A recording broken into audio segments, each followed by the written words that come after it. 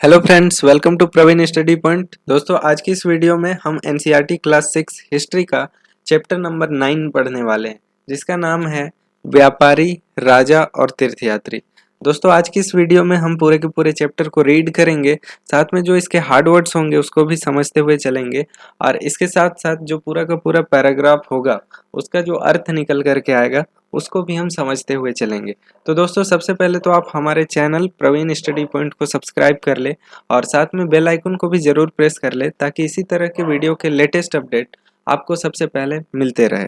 दोस्तों, सबसे पहले तो यहाँ पे आपको इस बॉक्स में लिखा हुआ है बाजार में घूमती जगीनी। ठीक है, ये टॉपिक है। चलिए देखते हैं कि इसमें क्या लिखा हुआ है। जगीनी अपने गांव के मेले की आस लगाए बैठी थी। स्टील के चमकदार बर्तन, रंग बिरंगी प्लास्टिक की बाल्टियां, सेख रंगों के फूलों के प्रिंटों वाले कपड़े, चाबी से चलने वाले मज़ेदार खिलौने उसे बहुत अच्छे लगते थे। ठीक है, चाबी से चलने वाले मज़ेदार खिलौने उसे अच्छे लगते थे। इन चीज़ों को बनाने वाले दुकानदार और इन चीज़ों को बेचने वाले दुकानदार बसों और ट्रकों पर आते थे और रात को अपना सामान समेटकर वापस चले जाते थे। जगीनी को हैरानी होती थी कि ये लोग हमेशा इस तरह क्यों घूमते रहते हैं। उसकी माँ ने बताया कि वे लोग व्यापारी थे। वे चीज़ों को उन जगहों से खरीदते थे जहाँ ये बनाए जाते थे और फिर उन्हें मेलों में लाकर बेचते थे। ठीक है, तो दोस्तों यहाँ आपने देखा कि जगीनी जो है अपने गांव के मेले की आस लगा कर बैठी थी, जहाँ पे चमकदार बर्तन, रंग बिरंगी प्लास्टिक की बाल्टियाँ, अलग अलग प्रिंट वाले कपड़े, चाबी से चलने वाले खिलौने, ये सब चीजें मिलती थी। ठीक है, तो ये जगीनी है वो हमेशा ये सोचती है कि ये इनको जो बेचने के लिए आते थे वो ट्रकों से आते थे और रात को ये सामान समेट कर चले जाते थे। तो वे सोचती थी कि ये बेचने वाले हमेशा इधर उधर क्यों घूमते रहते हैं। तो उसकी माँ उसको बताती है कि ये लोग जो है ना वो व्यापारी हैं और ये वहाँ से आते हैं, इन सामानों को वहाँ से लेकर के आते हैं जहाँ ये चीज़ें बनती है और फिर मेले में ला करके इन्हें हम लोगों को बेचते हैं। ठीक है दोस्तों, नेक्स्ट टॉपिक है यहाँ पे व्यापार और व्यापारियों के बारे में जानकारी। ठीक है, तो हम अभी व्यापार और व्यापारी दोनों के बारे में जानकारी इकट्ठा करेंगे। दोस्तों, यहाँ लिखा हुआ है कि अध्याय 8 में तुमने उत्तर के काले पोलिश बर्तनों के बारे में पढ़ा है। ये खूबसूरत बर्तन, खास तौर से इनकी कटोरियाँ और थालियाँ, इस उपमहाद्वीप के अनेक पुरास्थलों से मिली है। सवाल उठता है कि इन जगहों पर ये बर्तन कैसे पहुंचे होंगे। दोस्तों, अगर हम इंडिया का मैप देखें तो फिर इंडिया का मैप देखने से पता चलता है कि उसका जो उत्तर का एरिया है, जिसे हम देख ही लेते हैं,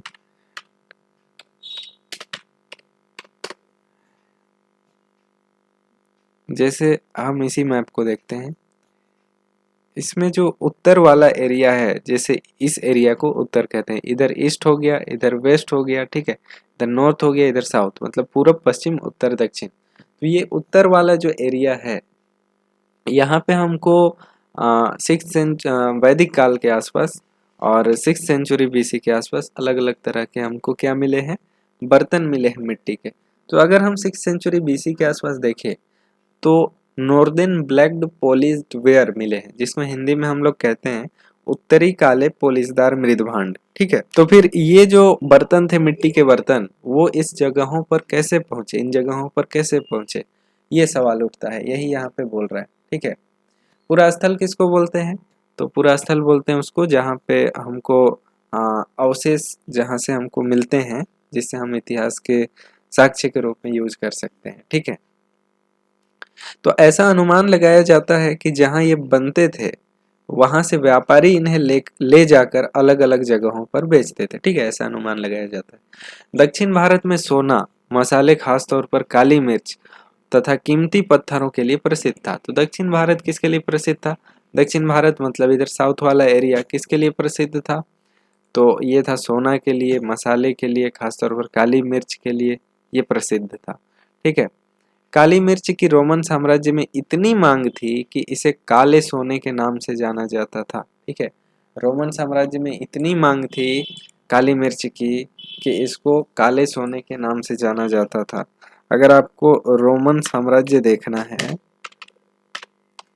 तो हम यहाँ पे सर्च करते हैं। ठीक है, यहाँ पे रोमन साम्राज्य मैप में हम देखेंगे, इमेजेस। दोस्तों अगर हम रोमन साम्राज्य देखें तो आप यहाँ पे देख सकते हैं, ठीक है। ये देखिए यहाँ पे ये भारत हो गया, अगर हम पेन से इसको देखें डॉट करके, ये हो गया आपका भारत, ठीक है, ये वाला इलाका। और यहाँ पे ये जो जितना भी ब्लैक ब्लैक आपको दिख रहा है, ब्लू ब्लू दिख रहा है, ये सारा रोमन साम्राज्य का हिस्सा है। तो यहाँ पे ये जो भारत के साउथ एरिया में जो मिलता था मसाला, उसका इतना ज़्यादा डिमांड था कि वहाँ पे इसको काले सोने के नाम से जाना जाता था, ठीक है। इस तरह की बात थी। नेक्स्ट हम देखते हैं, व्यापारी इन सामानों को समुद्री जहाज़ों और सड़कों के रास्ते पहुंचाते थे। दक्षिण भारत में ऐसे अनेक रोमन सोने के सिक्के मिले हैं। इससे यह अंदाज़ा लगाया जाता है कि उन दिनों रोम के साथ बहुत अच्छा व्यापार चल रहा था। तो यहाँ पे हमको साउथ में, ठीक है, अगर इंडिया में देखें तो इंडिया के साउथ में हमको इस रोमन साम्राज्य के बहुत सारे सिक्के मिले, ठीक है। इससे यह अंदाज़ा लगाया जाता है कि इंडिया और रोमन साम्राज्य के बीच बढ़िया व्यापारिक संबंध थे, ठीक है। नेक्स्ट देखिए क्या लिखा है, यहाँ पे एक बॉक्स दिया गया है जिसमें व्यापार से जुड़ी एक कविता दी गई है, ठीक है। चलिए हम इसको पढ़ते हैं कि इसमें क्या लिखा जाता है, ठीक है। व्यापार के प्रमाण हमें संगम कविताओं से भी मिले हैं। तो ये एक संगम कविता है जिससे हमको व्यापार का साक्ष्य मिलता है, व्यापार का प्रमाण मिलता है कि उस समय साउथ एरिया में व्यापार होता था, ठीक है।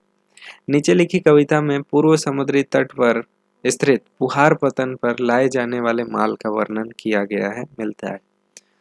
कविता है, समुद्री जहाजों पर लाए गए तेज तर्रार घोड़े, गाड़ियों पर काली मिर्च की गठरियां, हिमालय से मिले रत्न और सोना, दक्षिण की पहाड़ियों से चंदन की लकड़ियां, दक्षिण सागर के मोती और पूर्वी सागर के मूंगे, गंगा और कावेरी की फसलें, श्रीलंका से आए खाद्यान्न, म्यांमार के बने मिट्टी के बर्तन और दुर्लभ कीमती आयात। तो दोस्तों इन सभी जगहों से इस तरह का आयात भी होता था। तो ये हमको संगम साहित्य से पता चलता है, ये संगम कविता है, ठीक है। नेक्स्ट हम देखें कि व्यापारियों ने कई समुद्री रास्ते खोज निकाले। इनमें से कुछ समुद्र के किनारे चलते थे, कुछ अरब सागर और बंगाल की खाड़ी पार करते थे। नाविक मानसून हवा का फायदा उठाकर अपनी यात्रा जल्दी पूरी कर लेते थे। वे अफ्रीका के अरब के पूर्वी तट से इस उपमहाद्वीप के पश्चिमी तट पर पहुंचना चाहते थे, तो दक्षिण पश्चिमी मानसून के साथ चलना पसंद करते थे।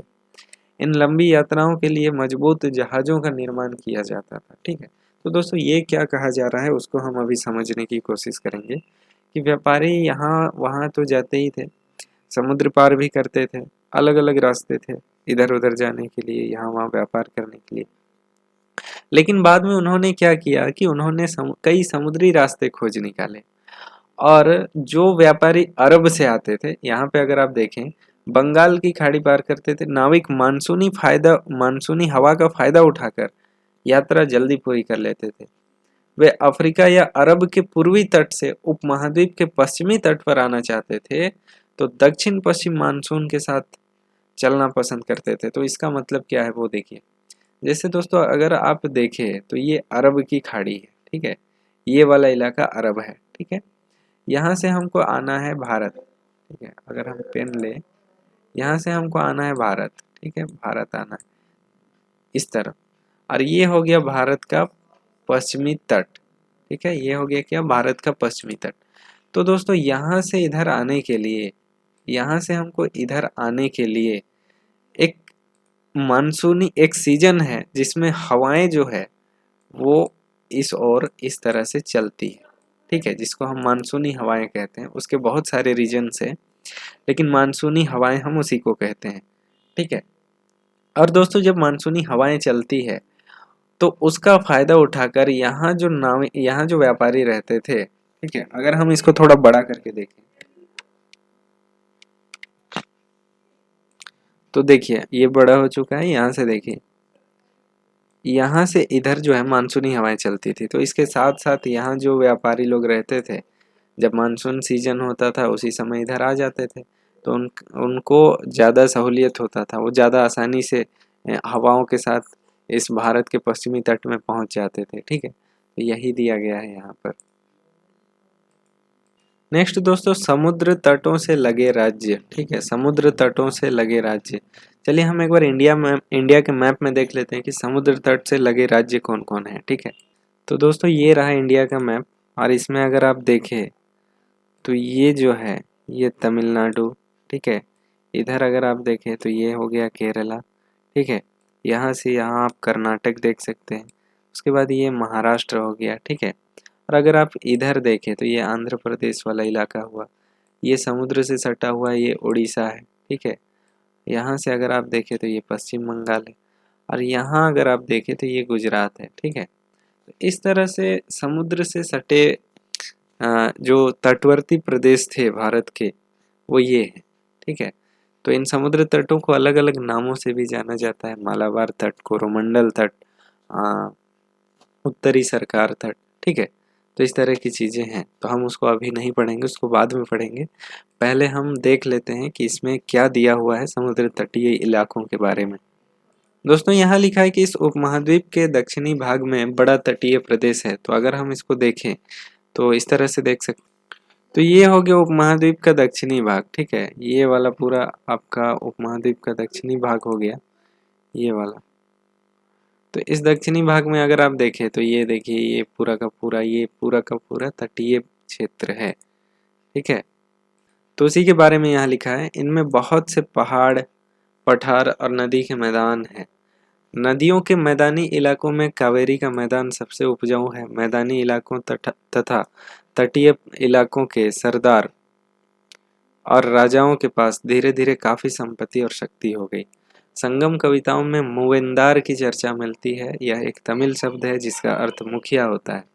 इसका प्रयोग 3 शासक परिवारों के मुखियाओं के लिए किया गया है। ये थे पहला चोल, दूसरा चेर और तीसरा पांडे, ठीक है। तो इन तीनों शासक परिवारों के लिए मूवेंदार शब्द का प्रयोग किया गया, जो करीब 2300 साल पहले भारत में काफी शक्तिशाली माने जाते थे, ठीक है। आज से 2300 साल पहले अगर हम देखें तो वही लगभग 300 BC के कॉन्टेक्स्ट में देखें तो ये चोल, चेर, पांडे काफी शक्तिशाली माने जाते थे। तो इन तीनों मुखियाओं के अपने 2-2 सत्ता केंद्र थे। इनमें से एक तटीय हिस्से में और दूसरा अंदरूनी हिस्से में था। इस तरह 6 केंद्रों में से 2 बहुत महत्वपूर्ण थे। एक चोलों का पतन पुहार तथा कावेरीपट्टनम था, दूसरा पांड्यों की राजधानी मदुरै थी। ये मुखिया लोगों से नियमित कर के बजाय उपहारों की मांग करते थे। कभी कभी ये सैनिक अभियानों पर भी निकल पड़ते थे और आसपास के इलाकों से शुल्क वसूल कर लाते थे। इनमें से कुछ धन वे अपने पास रख लेते थे, बाकी अपने समर्थकों, नाते रिश्तेदारों, सिपाहियों और कवियों के बीच बांट देते थे। अनेक संगम कवियों ने उन मुखियाओं की प्रशंसा में कविताएं लिखी है जो उन्हें कीमती जवाहरात, सोने, घोड़े, हाथी, रथ या सुंदर कपड़े दिया करते थे, ठीक है। तो इन मुखियाओं के बारे में कवियों ने कविताएं भी लिखी है, ठीक है। इसके लगभग 200 वर्षों के बाद पश्चिम भारत में सातवाहन नामक एक राजवंश का प्रभाव बढ़ गया। सातवाहन का सबसे प्रमुख राजा गौतमीपुत्र सातकर्णी था। उसके बारे में हम उसकी माँ गौतमी बालश्री द्वारा दान किए गए अभिलेख से पता चलता है। और वह और अन्य सभी सातवाहन शासक दक्षिण पंथ के स्वामी कहे जाते थे। और दक्षिणा पथ का शाब्दिक अर्थ दक्षिण की ओर जाने वाला रास्ता है। और पूरे दक्षिणी क्षेत्र के लिए भी यही नाम प्रचलित है। यह सातकर्णी ने पूर्वी, पश्चिमी और दक्षिणी तटों पर अपनी सेनाएं भेजी थी। तो दोस्तों ये चोल, चेर, पांडे थे जो साउथ में बड़े शक्तिशाली शासक हुआ करते थे। लेकिन इनके लगभग 200 साल बाद एक नया साम्राज्य उभर करके आता है जिसको हम सातवाहन साम्राज्य कहते हैं। अगर हम मैप में देखें सातवाहनों को तो आप यहाँ पे देख सकते हैं, जैसे ये वाला जो इलाका है ये, इसमें सातवाहन शासन करते थे। ये वाला इलाका देख सकते हैं आप सातवाहन शासक को, ठीक है। फिर ये उत्तर पश्चिम सभी में बढ़ा देते हैं अपने राज्य को और इनका साम्राज्य और बड़ा हो जाता है। नेक्स्ट है दोस्तों रेशम मार्ग की कहानी। रेशम मार्ग की क्या कहानी है, ठीक है। तो दोस्तों कीमती चमकीले रंग और चिकनी मुलायम बनावट की वजह से रेशमी कपड़े अधिकांश समाज में बहुत मूल्यवान माने जाते थे। रेशमी कपड़ा तैयार करना एक जटिल प्रक्रिया थी।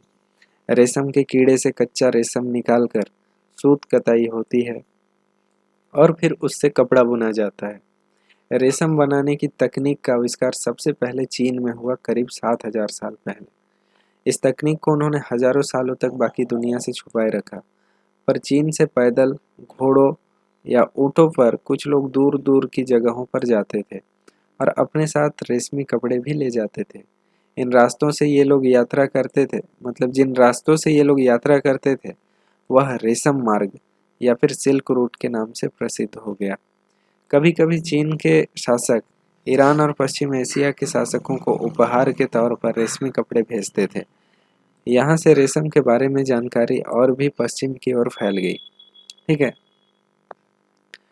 तब क्या हुआ कि करीब 2000 साल पहले रोम के शासकों और धनी लोगों के बीच रेशमी कपड़े को पहनना एक फैशन बन गया। ठीक है, अगर हम देखें वर्ल्ड मैप, ठीक है, तो यहाँ रोम में या फिर ईरान में क्या होता था कि यहाँ भारत है ना, भारत, रोम, ईरान मतलब पश्चिमी देशों में कभी कभी यहाँ पे आपका चाइना है। ठीक है, तो चाइना से यहाँ पे उपहार दिए जाते थे, तो इससे इसकी जानकारी और भी पश्चिम की ओर फैल गई। ठीक है, उसके बाद इस जानकारी का जो है वो विस्तार हुआ। अब देखिए, करीब 2000 साल पहले रोम के शासकों और धनी लोगों के बीच रेशमी कपड़ा पहनना एक फैशन बन गया था। इसकी कीमत बहुत ज़्यादा होती थी क्योंकि चीन से इसे लाने में दुर्गम पहाड़ी और रेगिस्तानी रास्तों से होकर गुजरना पड़ता था। यही नहीं, रास्ते के आसपास रहने वाले व्यापारियों से यात्रा शुल्क मतलब रास्ते के आसपास जो लोग रहते थे वो लोग व्यापारियों से यात्रा शुल्क भी मांगते थे। इसमें सिल्क रूट तथा मानचित्र 6 देखो, पेज नंबर 76 या फिर 77। इसमें आपको क्या दिखाया गया है? इसमें सिल्क रूट तथा उसकी शाखाओं को दिखाया गया है। तो चलिए हम देखते हैं पेज नंबर 76। तो दोस्तों हम यहाँ पे आ गए हैं पेज नंबर 76 में। यहाँ पे आप देख सकते हैं कि ये जो है ये रेशमी मार्ग है। जैसे इस कलर से जो दिया गया है ये मार्ग चीनी शासकों के नियंत्रण में थे। ठीक है, ये जो इस कलर से दिए गए हैं वो चीनी शासकों के नियंत्रण में थे। जो हरे कलर से दिए गए हैं ये कुषाणों के नियंत्रण में थे। ठीक है, ये महत्वपूर्ण समुद्री मार्ग थे। ये मार्ग ईरान के शासकों के नियंत्रण में थे और इन मार्गों पर रोमन शासकों का नियंत्रण था। ठीक है, अलग अलग शासकों का नियंत्रण था, लेकिन यहाँ पे आप देख सकते हैं ये सभी जो है ना, ये सारे के सारे रेशम मार्ग हैं। ठीक है, जैसे अगर आप इंडिया के वर्ल्ड मैप में अगर आप देखें, इसको हम थोड़ा बड़ा कर लेते हैं।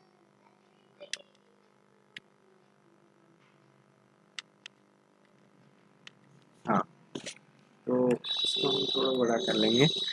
ये जो है आप यहाँ पे देख सकते हैं कि ये वाला जो इलाका है इसको बड़ा करके यहाँ पे दिखाया गया है। यहाँ पे भारत है, ये वाला जो बड़ा इलाका है इसको यहाँ पे बड़ा करके दिखाया गया है।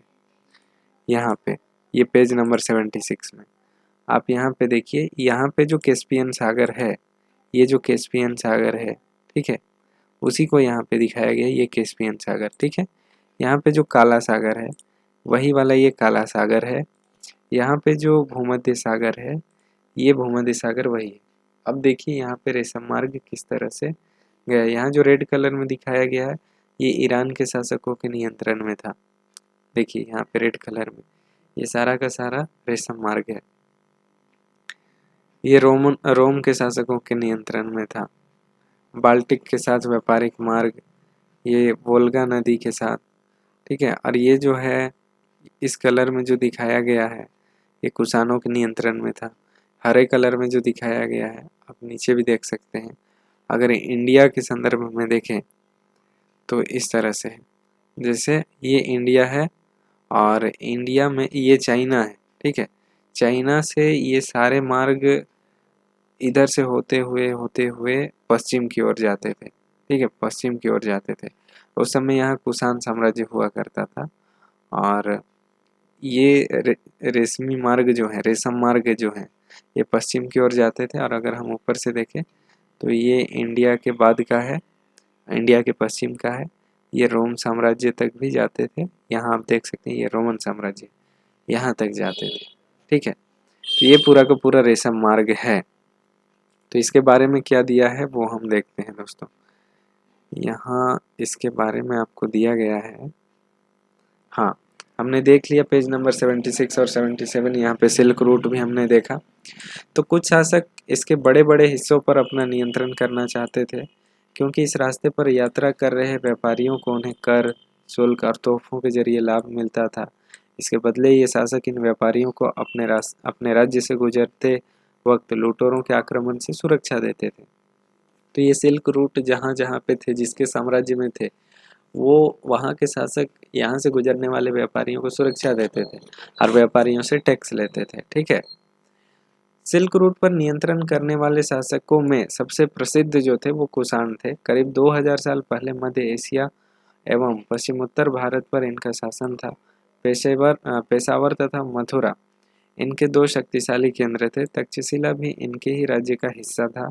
इनके शासन काल में सिल्क रूट की एक शाखा मध्य एशिया से होकर सिंधु नदी के मुहाने के पतनों तक जाती थी।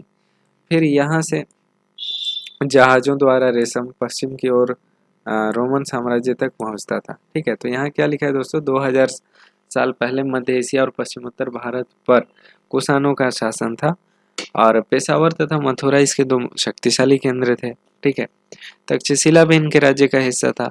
इनके शासन काल में ही सिल्क रूट की एक शाखा मध्य एशिया से होकर सिंधु नदी के मुहाने से पतनों तक जाती थी। फिर भी यहाँ से जहाजों द्वारा रेशम पश्चिम की ओर रोमन साम्राज्य तक पहुंचता था।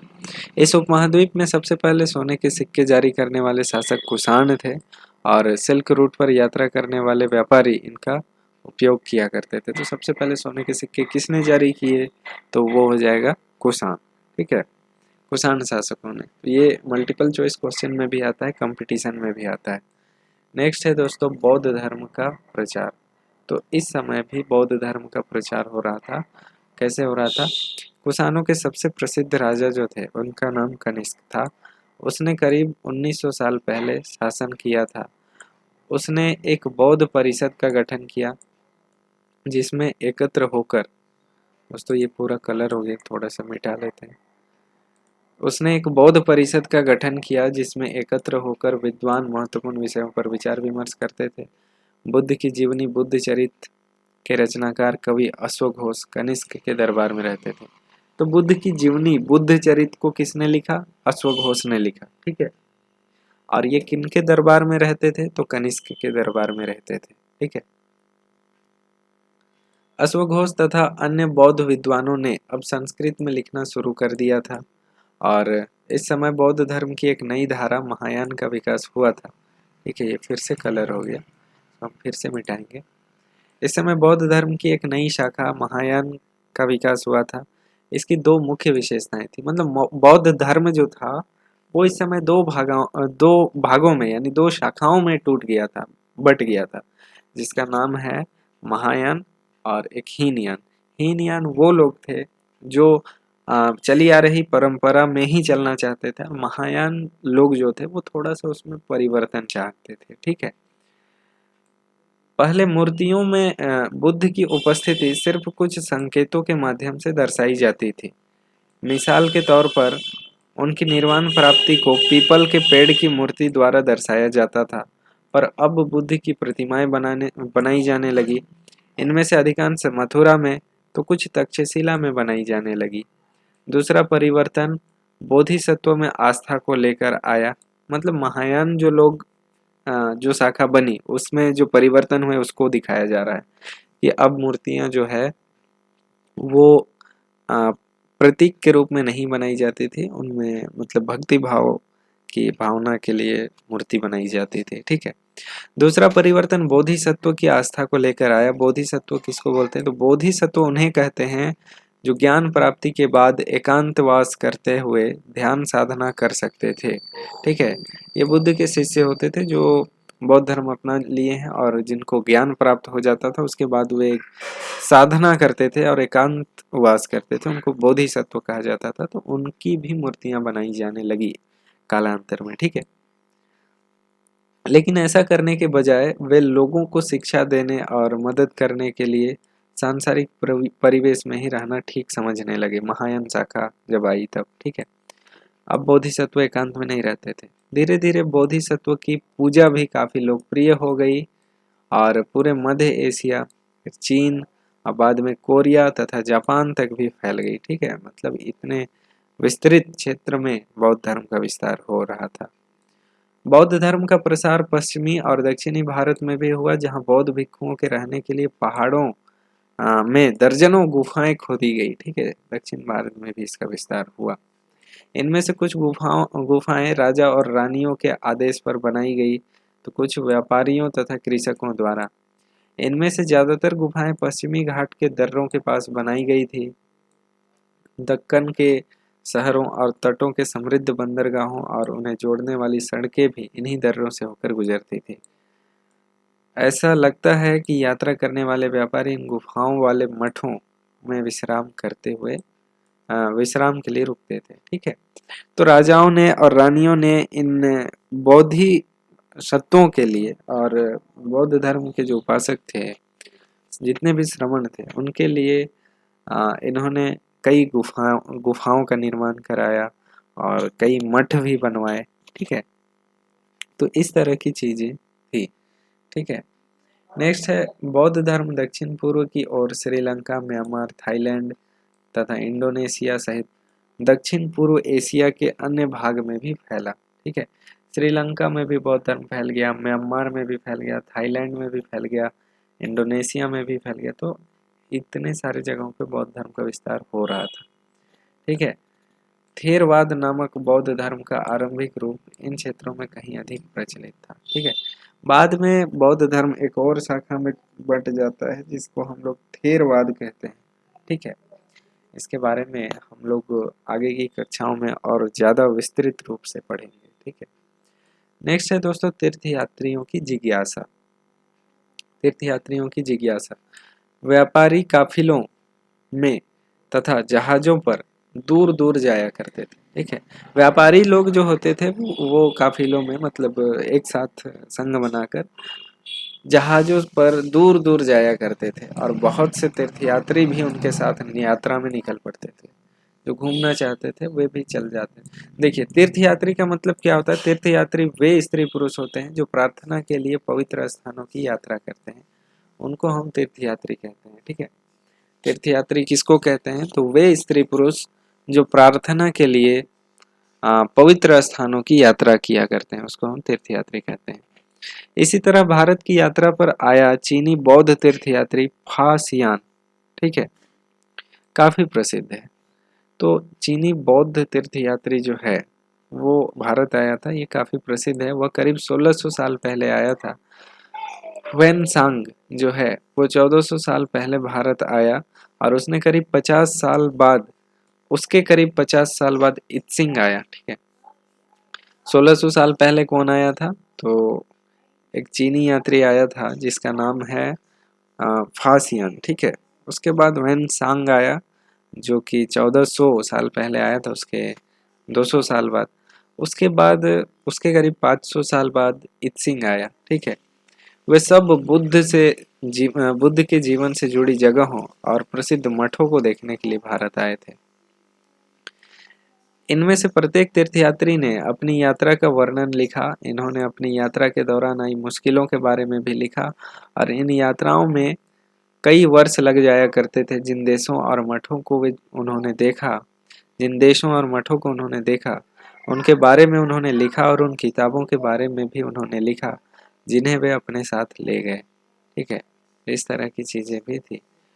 वेनसांग भूमार्ग से चीन वापस लौटा, ठीक है, और मतलब जमीनी रास्ते से होकर वो लौटा। उसने सोने, चांदी और चंदन की लकड़ी की बनी बुद्ध की मूर्तियों को 600 से भी ज्यादा पांडुलिपियां एकत्र की, ठीक है। इतना मूर्तियां, उसके बाद 600 से भी ज्यादा पांडुलिपियां एकत्र की और इन्हें वह लगभग 20 घोड़ों पर लाद कर ले गया। पर इसमें से 50 पांडुलिपियां उस समय खो गई जब सिंधु नदी पार करते हुए उसकी नाव उलट गई थी, ठीक है। जब सिंधु नदी पर पार कर रहा था तो उसकी नाव उलट गई थी। इससे 50 पांडुलिपियां जो है वो उसी समय में उलट गई, ठीक है। अपने जीवन का बाकी हिस्सा उसने बची हुई पांडुलिपियों का संस्कृत से चीनी अनुवाद करने में लगा दिया, ठीक है। नेक्स्ट है दोस्तों, यहाँ पे अगर आप देखें तो भक्ति की शुरुआत, उससे पहले हम ये पढ़ लेते हैं। नालंदा शिक्षा का एक विशिष्ट केंद्र। उस समय नालंदा जो है विश्वविद्यालय की तरह से था। देखिए यहाँ पे ह्वेन सांग तथा अन्य तीर्थयात्रियों ने उस समय के सबसे प्रसिद्ध बौद्ध विद्या केंद्र जो था नालंदा, जो कि बिहार में, उसमें अध्ययन किया। उसने नालंदा के बारे में इस प्रकार लिखा है कि यहाँ के शिक्षक योग्यता तथा बुद्धि में सबसे आगे और बुद्ध के उपदेशों का पूरी ईमानदारी से पालन करते हैं। मठ के नियम काफी सख्त हैं जिन्हें सबको मानना पड़ता है और पूरे दिन वाद विवाद चलते ही रहते हैं, जिससे युवा और वृद्ध दोनों ही एक दूसरे की मदद करते हैं और विभिन्न शहरों से विद्वान लोग अपनी शंकाएं दूर करने यहाँ आते हैं। नए आवागंतुकों से पहले द्वारपाल ही कठिन प्रश्न पूछते हैं। उन्हें अंदर जाने की अनुमति भी तभी मिलती है जब वे द्वारपाल को सही उत्तर दे पाते हैं और 10 में से 7-8 सही उत्तर नहीं दे पाते, ठीक है। 10 में से 7-8 तो सही उत्तर दे ही नहीं पाते, इसलिए उनको अंदर जाने का अनुमति भी नहीं मिलता है, ठीक है। दोस्तों यहाँ पे ऊपर लिखा था फाशियान और चीन वापस कैसे लौटा। फासियान ने अपने घर चीन वापस लौटने के लिए अपनी यात्रा बंगाल से शुरू की। वह व्यापारियों के एक जहाज पर चढ़ा। मुश्किल से वो 2 दिन ही चल पाए थे कि समुद्री तूफान में फंस गए और व्यापारी अपने जहाज को डूबने से बचाने के लिए उसमें लदे माल को फेंककर जहाज को हल्का करने की कोशिश करने लगे। फासियान ने भी अपने सामान को तो फेंक दिया, पर अपनी उन पांडुलिपियों को और बुद्ध की मूर्तियों को नहीं फेंका जिसे उसने अपनी भारत यात्रा के दौरान संकलित की थी। अंततः 13 दिनों के बाद आंधी रुकी और उसने समुद्र का वर्णन इस प्रकार किया है कि समुद्र असीम है। सूर्य, चांद और तारों की गति को देखे बिना यह पता लगा पाना असंभव है कि पूर्व किधर है या पश्चिम किस दिशा में है। अगर बरसात और अंधेरा हो तो जहाज को हवा के रुख में ले जाने के अलावा और कोई चारा नहीं है। जावा पहुंचने में उसे 90 दिन से भी ज्यादा लगे।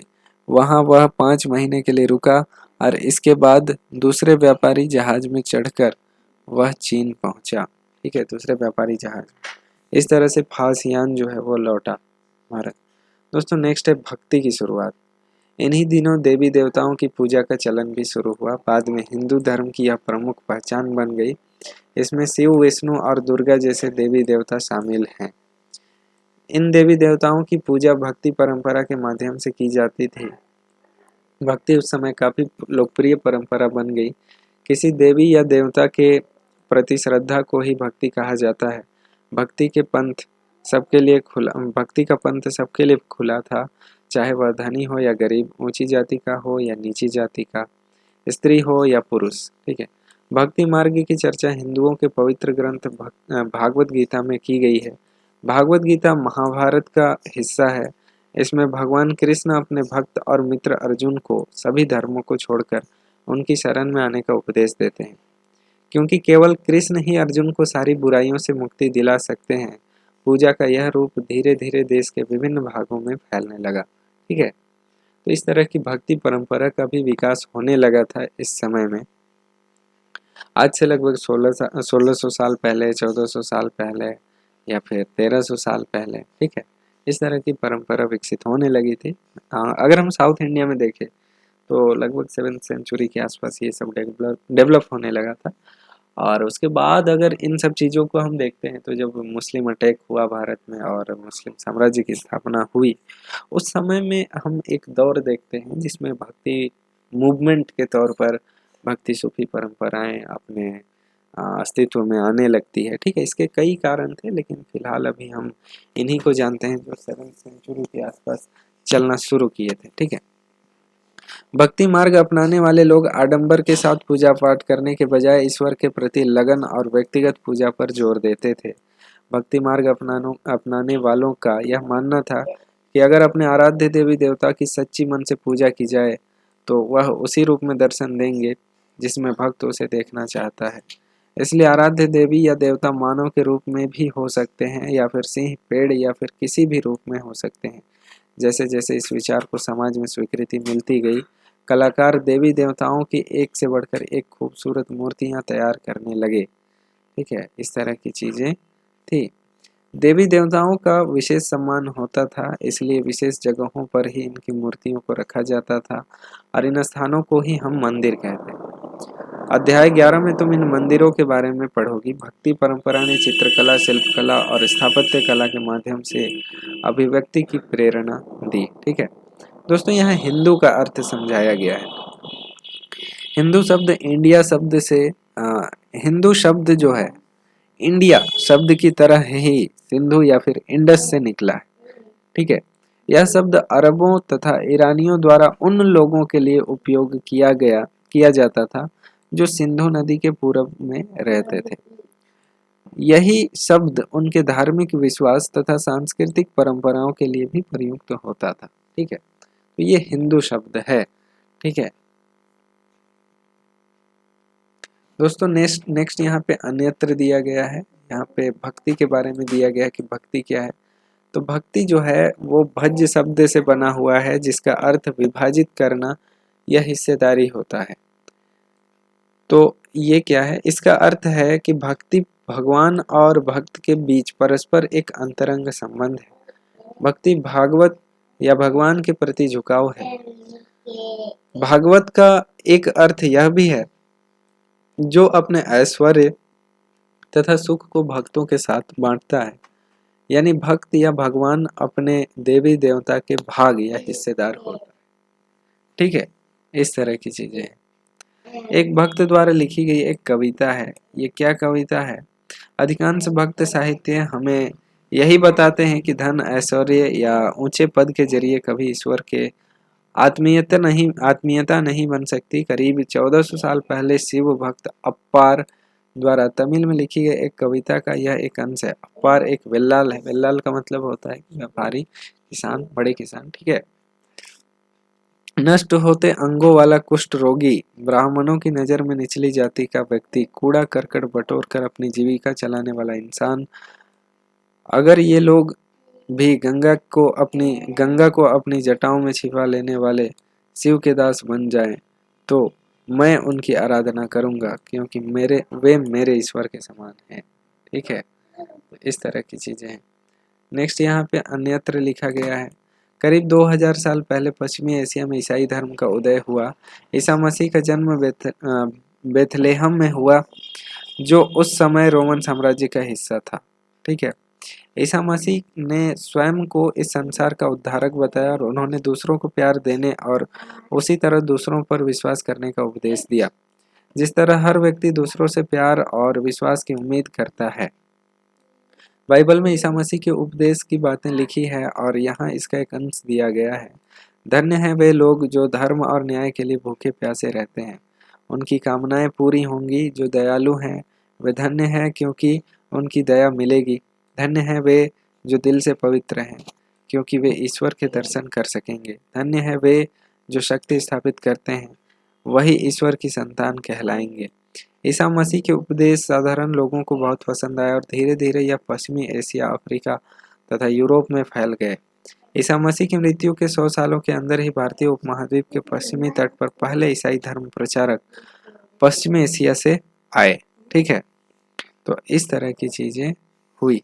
ठीक है, ईसा मसीह की मृत्यु के 100 साल बाद पहले धर्म प्रचारक पश्चिमी तट पर आए। ठीक है, केरल के ईसाइयों को सीरियाई ईसाई कहा जाता है, क्योंकि संभवतः वे पश्चिमी एशिया से आए थे और वे विश्व के सबसे पुराने ईसाइयों में से एक है। तो दोस्तों, यहाँ पर आपका पूरा का पूरा चैप्टर कंप्लीट होता है और हमने पूरे के पूरे चैप्टर को रीड किया, साथ में जो हार्ड वर्ड्स थे उसको भी, उसके अर्थ को भी समझा और पूरा का पूरा जो पैराग्राफ था उसके अर्थ को भी समझने का प्रयास किया। कुल मिलाकर हमने पूरे के पूरे चैप्टर को समझ लिया और साथ ही ये चैप्टर पूरा का पूरा कंप्लीट होता है। तो दोस्तों, अगर आपको वीडियो अच्छा लगा हो तो प्लीज़ वीडियो को लाइक करें, शेयर करें, साथ में हमारे चैनल प्रवीण स्टडी पॉइंट को सब्सक्राइब जरूर करें, साथ में बेल आइकन भी जरूर प्रेस करें, ताकि इसी तरह के वीडियो के लेटेस्ट अपडेट आपको सबसे पहले मिलते रहे। और दोस्तों मिलते हैं नेक्स्ट वीडियो में इसी तरह के, और तब तक के लिए धन्यवाद। जय हिंद।